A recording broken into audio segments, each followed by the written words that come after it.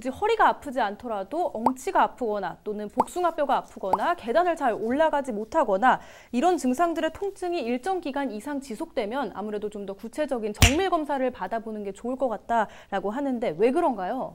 왜 그러냐면요. 사실 대부분 척추 질환은 네. 여러분들께서 척추 뼈에 문제가 있는 줄 아시는데요. 네. 더 중요한 것은 척추 그 뼈와 뼈 사이를 지나가는 신경 기능입니다. 그래서 허리는 안 아픈데 허리 신경을 지나가는 통로가 좁아져서 신경이 꽉 목 졸라져서 다리 쪽 증상이 생기는 거거든요. 네. 따라서 방사통이라든지 걸음이 안 된다든지 종아리나 또는 발바닥이 저리다는 것은 신경이 눌려 있다는 거기 때문에 초기에 그걸 잡아주면 고쳐주면 문제가 안 되는데 계속 그것을 꽉 끼어 있는 상태로 두게 되면 신경이 상하게 되세요. 신경은 한 번 상하면 돌아올 수가 없기 때문에 네. 조기 진단과 검사가 되게 필요한 겁니다. 따라서 초기에는 쉽게 잡을 수 있는 것을 조금 몇 주, 몇 달 미루면 그 사이에 신경이 상한다는 거죠.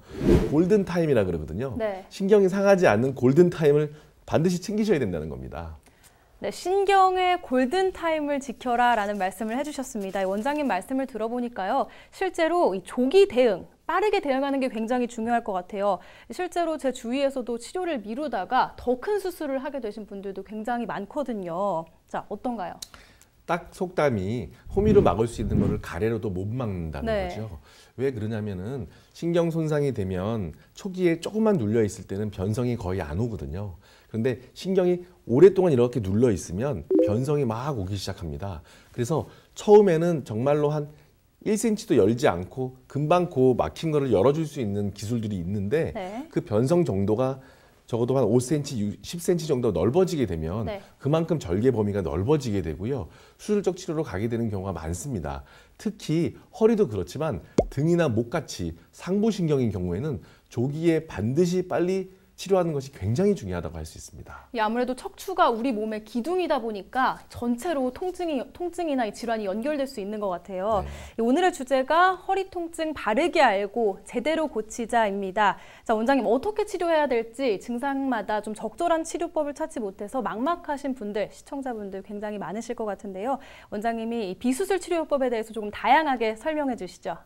예, 지금 환자 모형을 저희가 보여주고 있죠. 네. 자, 꼬리뼈로 먼저 접근하는 방법이 있는데요.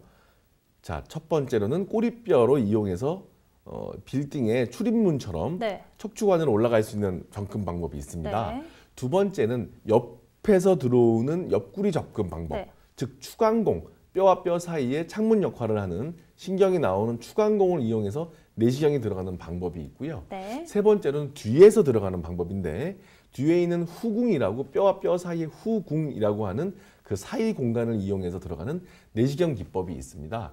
따라서 다양한 양상의 척추 질환이 생겼을 때 꼬리뼈로 접근을 할 것인지 또는 추간공으로 접근을 할 것인지 또는 뒤쪽에서 곧바로 후궁간에서 들어갈지 이 세 가지 방법에 대해서 설명을 드릴 텐데 세 가지 다 시술인데요. 네. 맨 마지막에 보여줬던 후궁강은 대개는 허리 뒤쪽에서 들어가면 수술을 하시는 걸로 알고 계시거든요. 네, 그렇죠. 수술을 하지 않고도 내시경 삽입이 되는데 내시경으로 하지 않고 현미경으로 조금 절개를 하고 들어가는 아주 간단한 수술 기법도 있고요. 따라서 꼬리뼈부터 후궁강까지의 세 가지 방법, 세 가지 다양한 접근 방법으로 다양한 협착의 방향과 디스크의 방향에 대해서 적절하게 맞춤형 대처를 할 수 있다는 것이 큰 강점이라고 할 수 있습니다.